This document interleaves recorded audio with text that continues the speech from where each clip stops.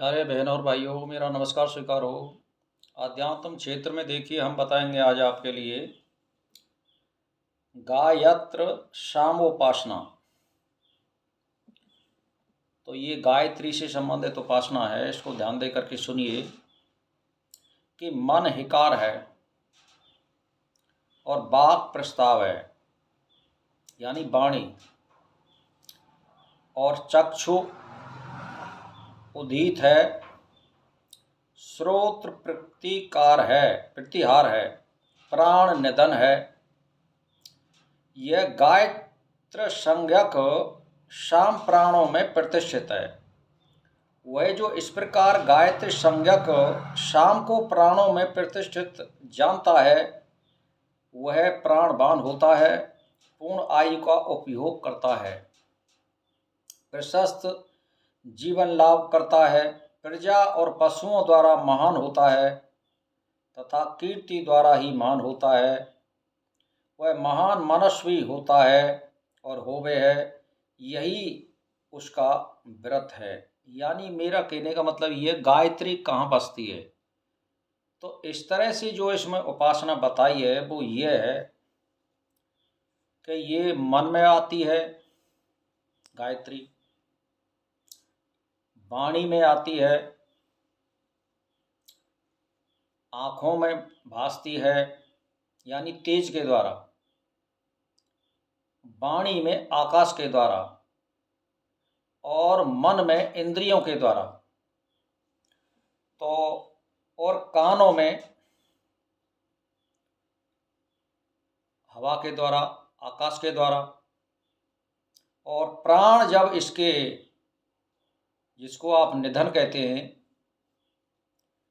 तो ये प्राणों में प्रतिष्ठित होती है। और जब प्राणों से ये निकल जाती है, यानी वो तेज निकल जाता है, तब आप उसको निधन कहते हैं।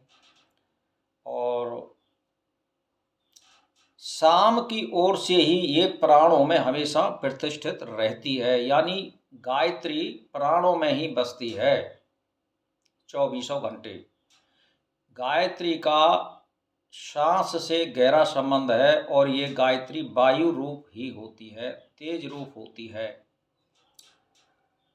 जो इस प्रकार गायत्री संज्ञक शाम को यानी जानता है, यानी प्रतिष्ठित जानता है, प्राणवान होता है, वो हमेशा प्राणवान होता है और दीर्घ आयु का भोग करता है। वो जो इस प्रकार इस अर्थ को जान लेता है कि इस मेरे अंदर जो सांस और प्रश्वास का आवागमन हो रहा है, वो किसके द्वारा हो रहा है, ये तेज के द्वारा और वायु के द्वारा हो रहा है। यानी तेज को जो चलाने वाला है वो परमात्मा है, और इस वायु को चलाने वाला तेज है, और तेज के पीछे परमात्मा यानी गायत्री है।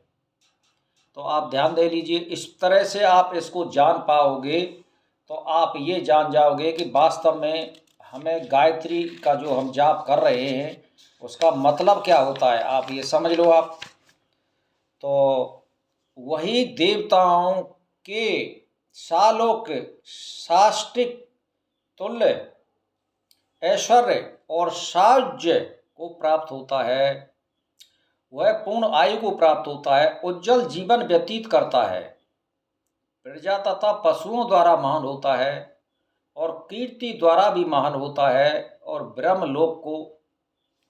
ब्रह्मलोक की निंदा न करे, यह व्रत है। यानी हमेशा कभी भी गायत्री जापक को ब्रह्मलोक की निंदा नहीं करनी चाहिए। क्यों? कि गायत्री का ब्रह्मलोक से गहरा संबंध है, और आपको ब्रह्मलोक तक की गति जो प्रदान करने वाली है तेज के द्वारा, वो गायत्री है।